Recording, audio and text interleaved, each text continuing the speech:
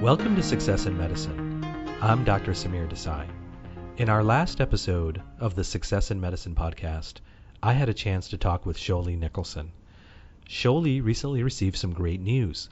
He got into Harvard Medical School. He will be starting as a medical student in just a few short weeks. I brought Showly onto the podcast because he has a deep interest in helping others achieve academic success in college. In part one of our two-part podcast series with Showly, Showly talked about how he set a goal to achieve all A's in high school and how that goal proved to be elusive. Until, of course, he took a good look at what he was doing. He didn't just stop there. He also took a look at what the best students were doing, and he wasn't afraid to ask these students questions. And the answers he received helped him to constantly refine his own strategies and practices. Through that analysis, he learned a lot about the factors that were preventing him from reaching his goals, and he then implemented some changes that brought him closer and closer to his goals. And in this episode, we will take up where we left off. You'll see how Showly continued in his quest to achieve all A's. You'll learn about the 3 P's and why they're important for achieving all A's. The 3 P's stand for presence, presentation, and participation. You'll also understand why getting to know your professors is so important for your academic success, and how doing so made a difference in Showly's life. You'll learn how Showly studies for difficult science classes, and he'll also share some important exam mistakes and how to avoid them. As with the first episode, you'll be left with actionable advice that you can implement in your own life. So here's part 2 of our podcast with Showly Nicholson.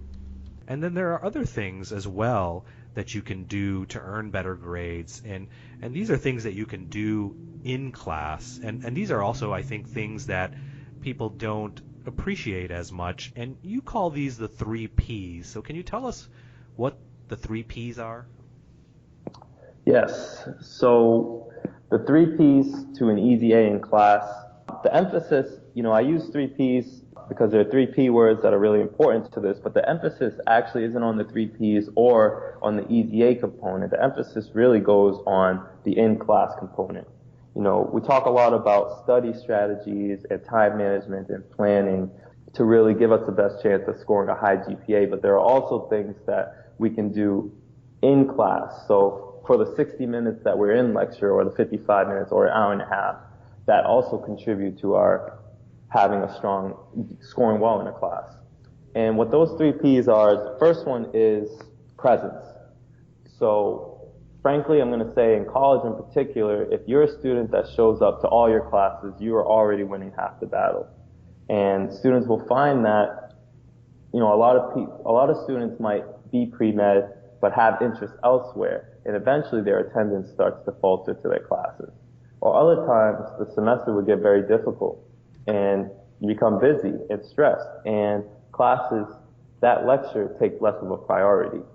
There is an advanced strategy when you skip lecture to do work, and you weigh the risks and benefits of that, but the fundamental is to make it to every class and to be present in every class. And the reason why that's important is, one, like I mentioned, it separates yourself from being in attendance. And teachers notice when students are present in class, whether it's consciously or subconsciously. And also, lecture is a time where you have an additional exposure to the material. Learning is a repetitive process over the course of time in reviewing the information and the material. So lecture is one step in that process. And it's crucial because you also get the primary source of information, if you will, from the professor and the things that they say and what they want you to take away from the course in that lecture in particular. Also presence, another component of presence in addition to attendance and getting the material is attention. So to be present in lecture. Things go into our memory that we pay attention to. If we don't pay attention to someone who says something, we won't receive that stimulus, and it won't stick in. It won't have the opportunity to go into either our short-term or our long-term memory. And that's why it's important to put our phone on silent in lecture and sit somewhere where we are away from distractions and to also, have a healthy breakfast to where we have the energy and the glucose available for us, because our brain uses a lot of energy while we think, to have those energy reserves ready so while we sit and we focus and we think, that those things stick with us and we can pay attention in lecture. Sit somewhere, don't sit all the way in the back, sit somewhere where you can hear what the professor is saying as well. All those things kind of combine to make the first P of getting an EDA in class, which is presence. The next P that I found was really important is presentation. So I touched a little bit on this earlier in my high school chemistry course, but how we present ourselves in class, outside of class as well, but in particular inside of class, impacts how our teacher sees us, how our classmates see us, and ultimately how our outcome of our grade in our class. It isn't a very direct connection between our final grade and what we wear to class, but there is a subtle one.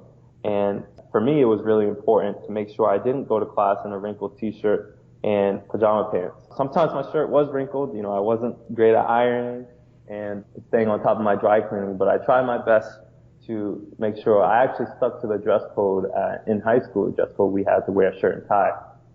And I tried to stick to that as much as I could. I had the freshman or sophomore year fashion of jeans and the top button unbuttoned and a tie to go with it. But it's kind of embarrassing now that I think back on it. But it was, I did value the presentation. And what comes with that, what comes with being presentable in class is you'll start to see, at least in my experience, I started to notice that my teacher would call on me to answer a question, or call on me because they're curious about how I felt about the reading. Or even when I met with them, they would make a comment, if I was sick a particular day and just got up late and rushed to class, and make a comment, no tie today, huh? Or something like that. And, it's really not about what you wear. It's not about how expensive the clothes are. And I hope no one takes that away from what I'm trying to say. It's about how you present yourself. And what I argue is students should treat class like a really important meeting. So be on time and be attentive and present themselves well, because it has nothing but positive impacts on your final grade and also on how you see your own academics. So that's the second P for presentation. And the third P, which is just as important as the other two, I believe, is participation. And for one, which is a recurring theme in all these P's, is how you're seen and how you start to feel about your academics. So when you participate, you're seen as someone who's engaged, as someone who really wants to learn the material thoroughly, and as someone who really cares about the course and also cares about how they do in the course. And the rule that I have for participating is I always wanted to do one of three things. In every class, I wanted to at least make a comment or ask a question or answer a question. And that could be, it didn't have to be every math class at 12 p.m. on the dot. It could be before class. I could approach my teacher or approach a friend and ask them a question I had about the assignment or the upcoming assignment or something in the past. Or after class, I could do the same thing. Or during class, I could answer a question or ask one. And this is important for a few reasons. And one of the most important reasons is that when you participate, things stick in your memory more for the long term. Because when we associate more stimuli to something, it's easier for us to remember, even if we don't try. And I have memories today of times when I was in, lecture for a general chemistry course with 200 other students, and the teacher asked, are there any other questions? And I asked the question, and I don't remember the question now, but I remember how nervous I was, and I also remember how much work I put into staying focused in class to be able to ask that question, because I didn't want to make a fool of myself. Participating makes students focus and listen to what the professor is saying, listen to what questions are already being asked, so that they don't embarrass themselves and ask something that is actually pertinent to what's being taught as well. So those are the three P's. And I want to talk about a different P, a P that is a big problem for so many students, and that P is for procrastination. And Showly, I want to ask you, what recommendations do you have for students battling this major issue? So I'll be honest, Dr. Desai, as much as I have, helpful tips to overcome procrastination is something that I'm always continuing to try and improve and avoid at the same time. But a few things that I did that I've learned to do in my experience is one of the biggest things I do to avoid procrastination is just to stop trusting myself. And I found that a lot of times my procrastination comes from when I see a task, when I think of a task much bigger than what it actually is. I see a task as a mountain when it is just an anthill. It comes from what I attribute to a particular task. So if you want to speak specifically, I could think about writing a research paper. And papers are notorious for causing students to procrastinate because there are so many steps to them. Particularly a long research paper, not only did I have to write the 10 pages or the 8 pages, I had to write them well if I wanted to get a great grade, and also do the research properly and find the books and create a thesis and put the ideas together in a way that was really unique. And all those things was just, when I didn't think in detail about them, was just a huge cloud over my head that made me not want to get up and get started. So I just stopped trusting myself in how I saw tasks. I always told myself, and I do this now as well, and I continue to try and work on this, is Showly, the way you think about this task that you have to do is not really how you do it, how it's going to work out. It's going to take much less time than you think it will, much less energy, and it won't be as difficult as you think it's going to be. So just get started. The next thing that I do to help with my procrastination is I start to break down tasks into smaller, bite-sized bits, if you will. So back to the example of the research paper, so I'll start with one, just looking at the prompt. I'm going to take 15 minutes and read the prompt and think about it, and think about what readings could fit in this prompt, and what ideas and comments have I heard in the past that kind of can interestingly fit in this paper prompt. And the next step will be, okay, I'm going to make a list of books that I want to check out and do my research, and I'm going to take an hour this afternoon, head to the library, and just check these books out. The next step is to start doing my research. On Saturday I have a good 4 hours after brunch that are free. So I'm going to spend those 4 hours sitting in the library and just skimming through these books and trying to formulate a thesis and find things that work together. And when we do things this way, it's just easier to move forward in finishing the final task.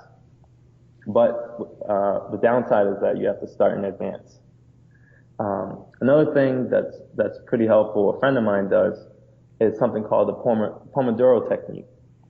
And this friend in particular, we went to high school together at Exeter, and he actually graduated Cornell, and now he's an investment banker, and he works at Goldman Sachs. And I remember in high school, any free time that he had, he would always be doing something productive, whether it was reading 10 pages in a book, or editing a paper, or finishing a homework assignment.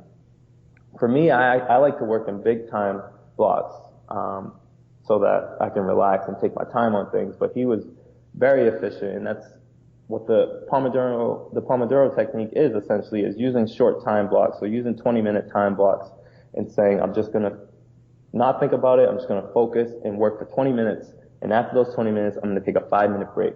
And then I'm going to do it again. And you just do it over and over again. And you find that with time, it's easier to get started this way, and you're very productive. And eventually, you make steps forward in getting the ultimate project finished. And I guess the fourth thing, so we have, I don't trust myself. I break down the task into smaller bits. Other people use the Pomodoro technique. And another thing that I found is to avoid perfectionism.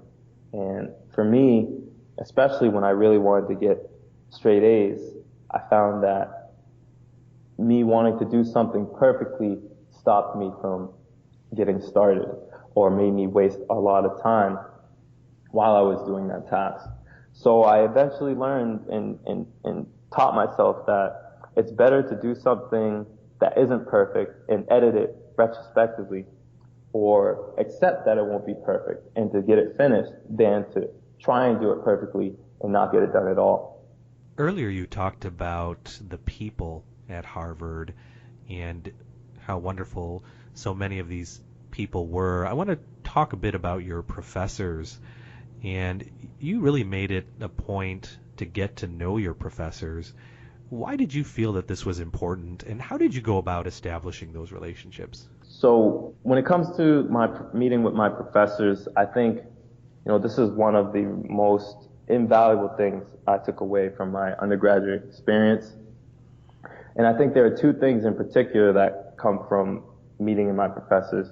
And the first thing is what I call academic insurance. And in the same way that we have health insurance to minimize the cost of getting sick or getting injured, in the same way we have car insurance of minimizing, the amount we have to pay for damages when we get in an accident, we also can have academic insurance that minimizes the damage of not performing optimally on an exam. And what that academic insurance is meeting with our professors. So when you develop a relationship with your teacher or with your professor, and they start to be able to put a name to your face and start to see you as someone who's genuinely interested in them, in what they have to teach in the course, you have long-term goals and you want to do well, that automatically gives you insurance against getting a really terrible grade. And although I don't have the exact statistics of what developing a relationship with your teacher will do to, in terms of a lower bound of a grade, arguably, if you do your best on every assignment and don't get above a B minus on your exams, but you still have a good relationship with your professor, there's a good likelihood that you even get a B in that class. You get above the score that you've earned on the exams. And especially if you are borderline between a B minus or a B or any other two grades. The other thing that I got the most out of, and the other reason why I started to value meeting with my professor, is basically the learning that came with it. And I believe, frankly, that I learned more outside the classroom at Harvard than inside the classroom. And most of those experiences were with the professors that I sought out to meet with for 10 to 15 minutes. And, I have a few stories in particular, but, thinking back, I remember one professor, Dr. Asani, who's a Islamic studies professor. And I took a class with him on understanding Islam in contemporary society. And he was a phenomenal writer. He was well published, is well published. And I wanted to talk to him about writing. So I remember I went to his office hours one day. He welcomed me into his office, and I was first really impressed by the books. There were books all over. Bookshelves were packed with books.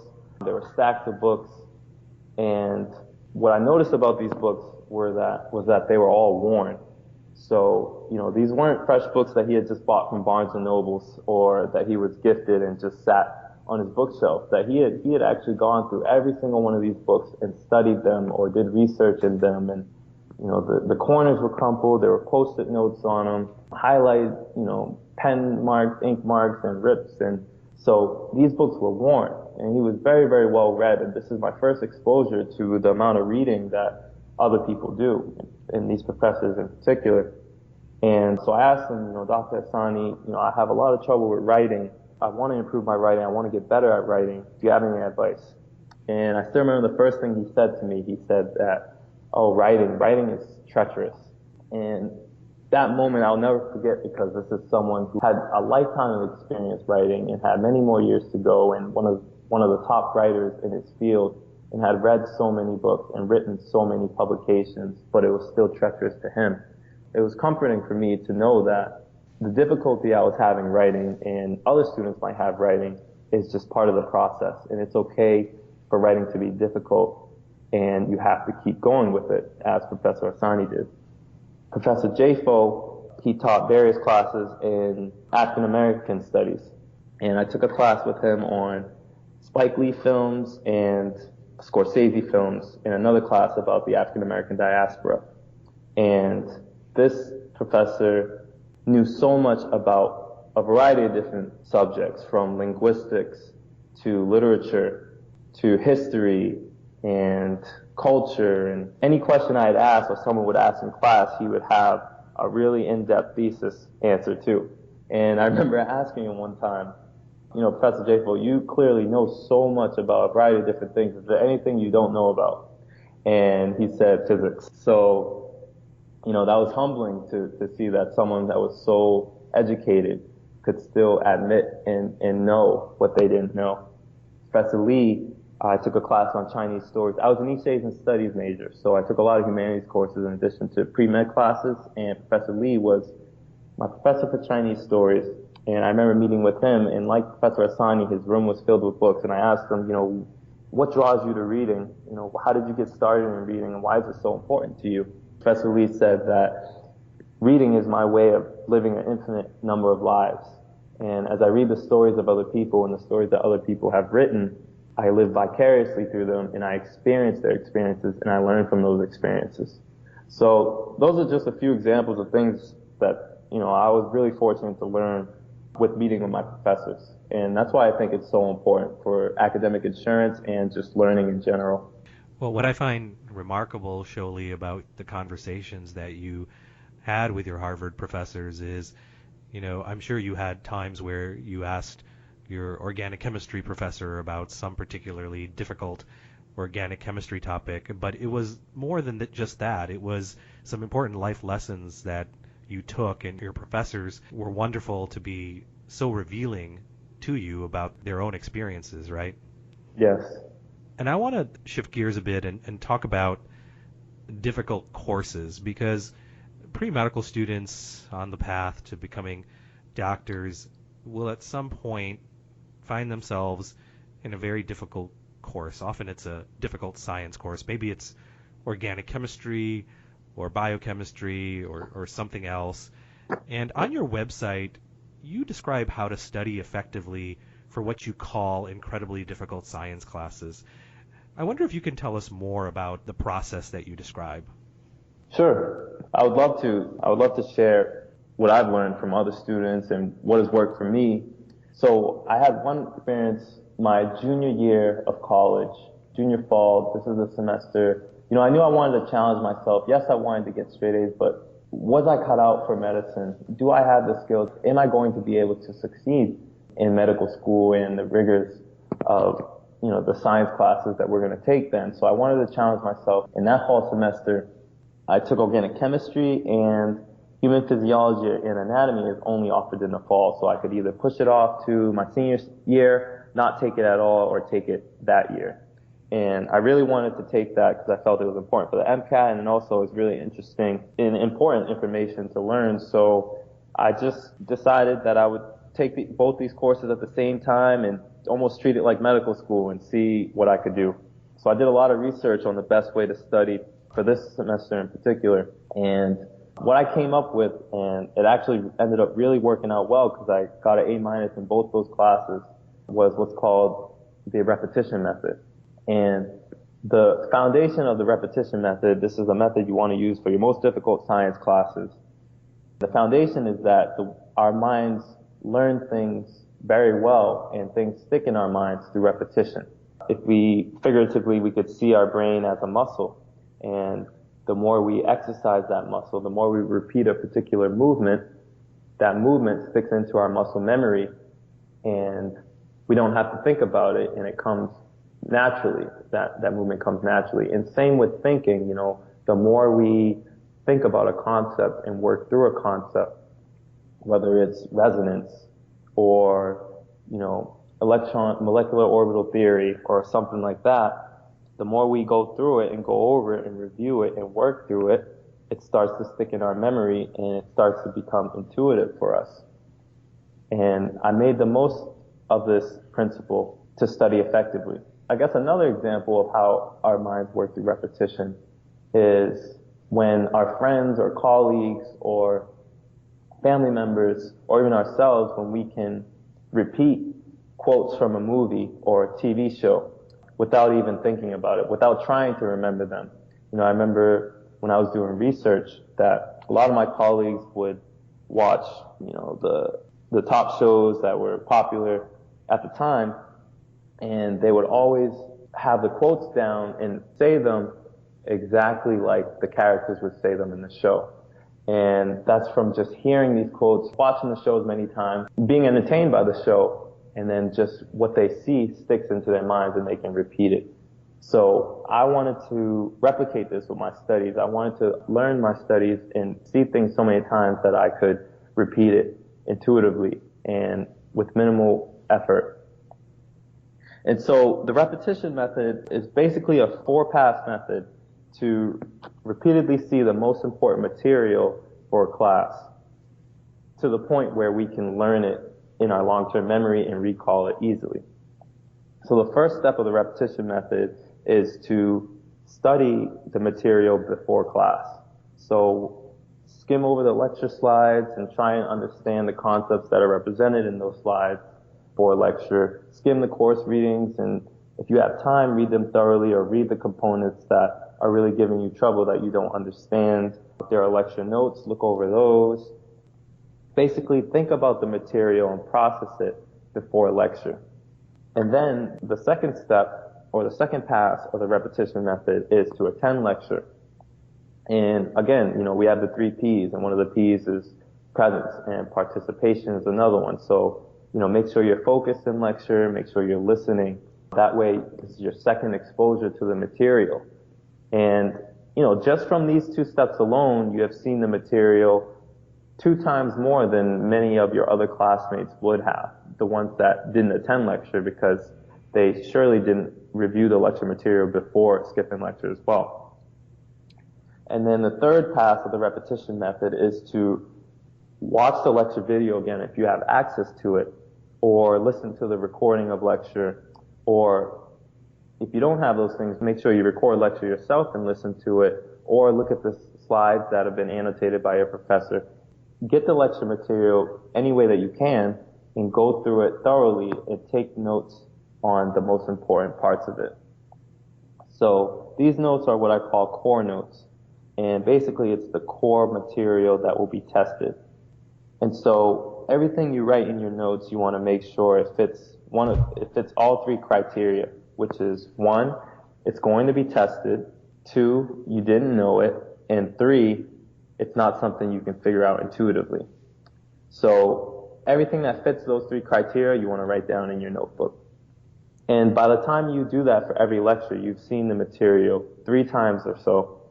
And you also have a compilation or a study guide, if you will, of the most important material that you need to know for the test. And so the 4th pass comes in when you look at these notes and you review them over and over when you have some time, maybe before bed, so it's fresh in your mind and you can kind of consolidate it in your REM sleep, or when you wake up, just skim it over and then go on with your day. There's an infinite amount of times where you can review the core notes that you took for your other lectures. And so if you use that study method, it does take a little bit amount of time, especially watching the lecture again and taking in-depth notes on it. But if you do use that method, you'll learn the material very, very well. And that's all supplementary to when you start your hardcore studying for the upcoming exam. I also want to talk to you about taking exams, and you've identified some very common exam mistakes. What are these mistakes and how can students avoid making them? In my experience, there are 4 exam mistakes that students commonly make or can make that prevent them from scoring really well on an exam. The first one is studying improperly. So in order for a student to study properly, a lot of times it's really easy to say, I'm going to study hard for this exam and just, start reading the textbook and taking a practice exam. But to study properly for an exam, it's important for students to know what's being tested. So what material is actually being tested? Which lectures? Is it the material in the textbook, or is it just the lecture slides, or is it the lab material going to be on the test as well? So knowing what's going to be tested, knowing how it's going to be tested, because if it's tested as multiple choice, you need to know the material to a different level than if it's tested as write-out answers. Particularly in a statistics course, if something's tested multiple choice, it'll be a different type of studying and different type of test taking than if something is taken where you have to write out the equation entirely. And for your t-test or your ANOVA. And so you have to know what is tested, know how it's going to be tested. Next, you need to know how can you learn the material in the best way and efficiently to be able to replicate the answers when it's tested. And you need to execute on that. And those four components are the first step, which is studying properly. The next exam mistake that a lot of students make is not studying comprehensively. So frankly, it's a mindset. So I think students need to see school like this. If they want to earn a perfect score, they have to learn everything perfectly. And although that's not 100% true, that's the mindset students should have when they're studying for an exam. So they have to make a comprehensive study schedule, a plan that incorporates everything that they need to know. So for a specific example, say the exam is on lectures 1 through 8. For each lecture, starting at lecture 1, students should review the lecture notes, go over their homework and redo the difficult problems, review their quizzes and look at where they got tripped up on those questions, redraw the important diagrams, potentially make flashcards, and then make sure they know all that material, then go to lecture 2 and do the same thing for lecture 3 and 4, all the way to lecture 8. And preferably they would be doing this before practice tests. The third exam mistake that are easy for students to make is to not study enough. And, everyone knows about cramming and, it goes hand in hand with procrastination, and we won't start studying until the weekend before an exam. And that's actually ambitious to start on a Friday night for a Monday exam. And students can see that as they're doing something productive and they're setting themselves up for success. But for the most difficult classes, sometimes starting on Friday does not give you enough time, because maybe maximum you'll probably get 10 to 15 hours in over the weekend if you're ambitious. But, studying a lot is actually studying maybe 24 hours or 30 hours or even 50 hours for a particular exam. And that's not something you can do in a weekend. That's something you do, using the repetition method over the course of weeks for your upcoming exam. And then spending that weekend comprehensively going through the plan that you created to review all the lecture notes and the slides and so on and so forth. And the fourth exam mistake that a lot of students make is, not being confident enough and also having testing anxiety, which I still have and had during the MCAT. And it's just not executing on everything that you had learned. And the big thing that I recommend for students to get over this is to take their practice test under real conditions. Don't just do problem 1 on a practice exam and then look at the answer and say, oh, that's why I got it wrong, and go to the next problem. But actually, sit down, mimic the testing setting as much as possible, set the timer for the amount of time you'll have for the test, or maybe less, and take the exam as if it's the real exam.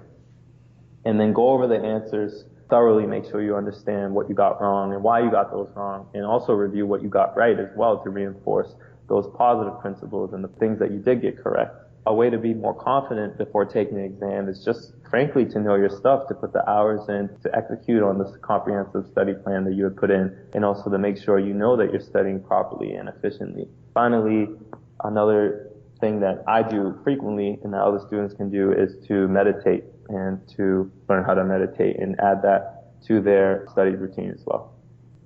Well, Showly, this has been great advice and some wonderful recommendations that students can really put into place. And I think that if students incorporate so many of your suggestions, they will definitely see the results of their efforts. And I want to ask you, any final recommendations for students in their ongoing efforts to earn better grades? Dr. Desai, thank you for having me, and I really appreciate the opportunity to talk on these things. When I think about a closing statement, I think about what I would want to hear 4 years ago, and that would really help me, stay on the right path and improve. And I think I would want to hear me tell myself to never settle, and to constantly be humble enough to see where I'm not doing well in things, and be able to be honest with myself and say, this is where I can improve. I'm not getting the grade that I actually want in this class. Let me take a closer look and, okay, this is what I can do better, or I can meet with this teacher, or I can get out of my comfort zone in this area.